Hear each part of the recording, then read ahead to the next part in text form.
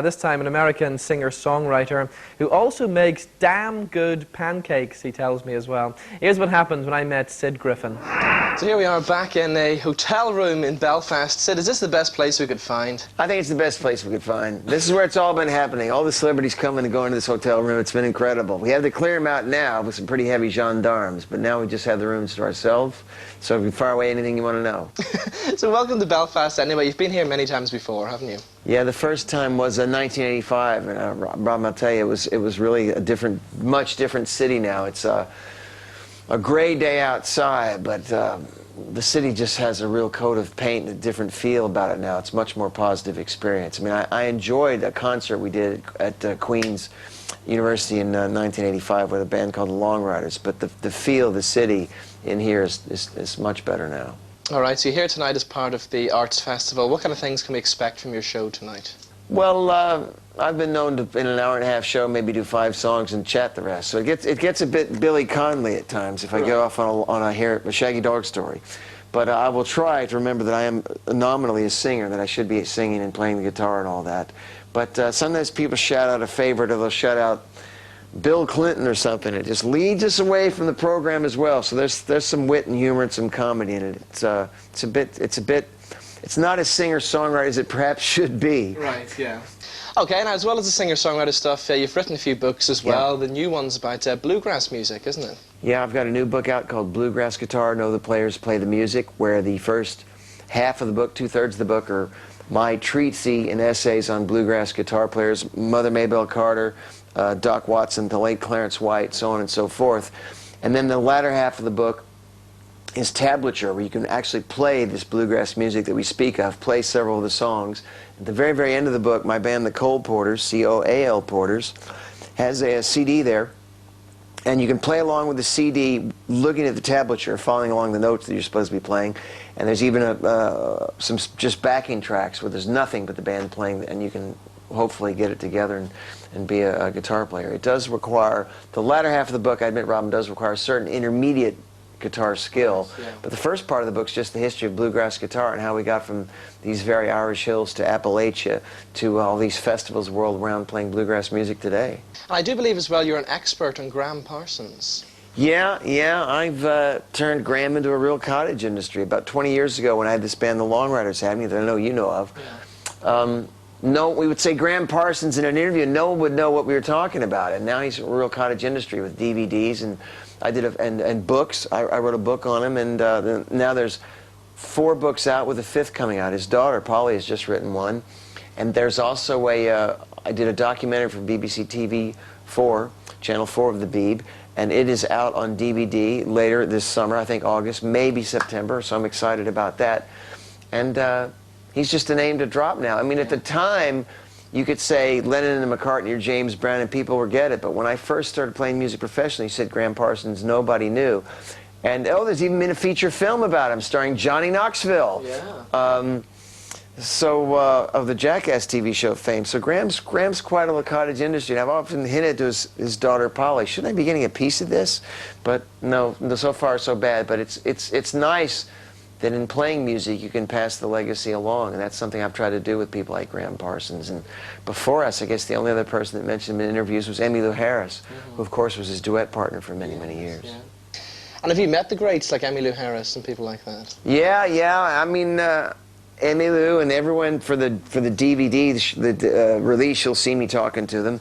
In the course of my years, and I've shared the bill with a lot of famous acts, but of course the most famous, I suppose, the biggest thrill was I talked to Keith Richards for the Graham Parsons TV show that we did, and that was great. And I kept thinking that Johnny Depp's character in Pirates of the Caribbean, the movie, is based, of course, on Keith Richards. Now, when I saw the movie, I thought, I didn't really get that connection, Robin, but I certainly got it now, because Keith Richards, he acts, he's sort of like a pirate. He came in with a shirt that was open-chested, and he had these things dangling from his neck, and he sort of swaggered in and sits down, and he had a big bottle of booze that he was drinking from. Not, he had a glass.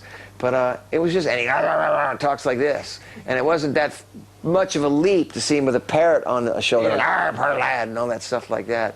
So I guess Keith Richards is the biggest name that I've had a professional connection to. And being a Rolling Stones fan. I admit it. It was a thrill. I put my hand in the air. All right. Have you seen the Stones live?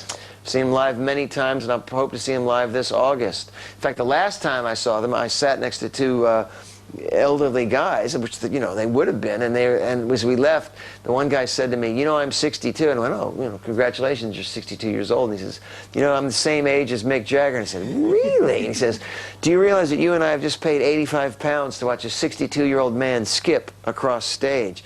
I thought, "Oh my God!" And I thought, well, that's probably the last time. And here they are again. There they are again, still rocking away. I wish Sid Griffin would be playing as lengthily as the Rolling Stones and for such a great period of time. I'd give anything. You never know. Well, I mean, you still got a while to catch up. 62. I've got a while to go, but it is fantastic. I think they're doing a world tour at their age. I mean, he must be 63 or 4 now, because I saw him. It's been almost 2 years since I saw him, so he's not a young man, our Mick. Yeah. So. You've been involved in other various projects as well. You've written sleeve notes, I know, for many big music stars. Is there anybody you'd love to really work with that you haven't had a chance to meet or work with yet? No, not really. That's a very, very good question, by the way. No, I've had a chance to rub elbows with a number of people, and there's no one I can really think that's out there that I'd love to do some work with. I mean, when I saw No Direction Home, the Dylan documentary by Martin Scorsese, I was amazed to once again see what a genius that guy is. But I don't know what I could write that would interest him. I went to script writing school, but I don't know what I could write that could capture a guy like that. I mean, Scorsese's good. I mean, he's really got it. That's someone in a field that I'd like to get into one day. But off the top of my head, I couldn't think of anyone other than Martin Scorsese. I mean, I wish I was a professional baseball player, but the gods didn't deem it, so here we are. What about Long John Baldry? How did all that come about? Well, Long John Baldry is actually quite a sad story, because you know he's deceased. I actually had the pleasure of meeting him about 5 years ago as well. And he was great, wasn't he? Very erudite, witty man. Yeah. I mean, sort of kind of a role model in a way, because he could speak very well extemporaneously, and which is something people like you and I need to know how to do, and I hope we do. Yeah. But I told him, not long probably after you spoke to him, that we're going to do these reissues of your 2 albums on Warner Brothers, which are pretty darn good sellers in North America, and I think here in Europe. And he's very, very excited, as you might imagine, Rob. Yeah. But the problem was, due to the machinations of the record industry, it took till after his death to get him out. Well, all during that time, I'd written liner notes. We'd found some tracks from the vault that had been unissued. We found a few tracks that had been on compilation LPs that he'd given away that we put on the releases. And we got these 2 cracking releases together. And they didn't come out till 3 months, 100 days or something after his death. And I mean, towards the end, when we knew the great man, Long John Baldry, was ill, I was rattling the bars of the cage saying, we got to get this out. Because obviously we want the great man to see it before he dies. And the record industry is just, they've been so slow to react to like MP3 files. It's just, it took till after he died to get him out. But he was a wonderful talent, Long John Baldry. I mean, if he'd have had a hit or two, he'd have been up there with guys like Van Morrison, who sang an R&B version from These Fair Isles. But and he actually inspired so many people. Yeah. I mean, Elton John took the John part for Elton John from Long John Baldry. And he took the name from Long John Baldry on a flight back from Manchester to London when he was playing with Long John Baldry. I mean, Long John Baldry gave Rod Stewart his first kick in the pants, and Elton John, and so many other people in his band that went on to be in the Faces or whatever. That it's a shame he didn't become a multimillionaire. But it is worth remembering that Long John Baldry was very popular on a cult level, and in Canada, more so than that. He was quite well known, which is why he moved over there and did very, very well. But you and I are lucky to have the pleasure to meet people in this industry, the pleasure of meeting people in this industry, and certainly Long John Baldry. Yeah, great guy, great guy.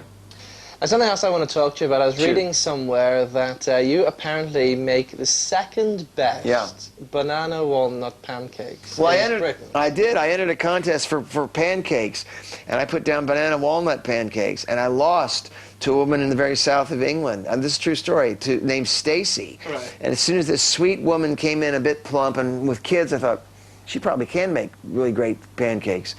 And I make them from scratch and organic eggs and the whole thing. And I thought, and I did my pancakes. I got organic blueberries that are like, as big as your thumb. And I thought, well, I'm going to kick butt. I got the blueberries, got walnuts, I got bananas, I got everything. And they're almost, you got to watch it because you make them too sweet, like a confection or a pudding or a dessert.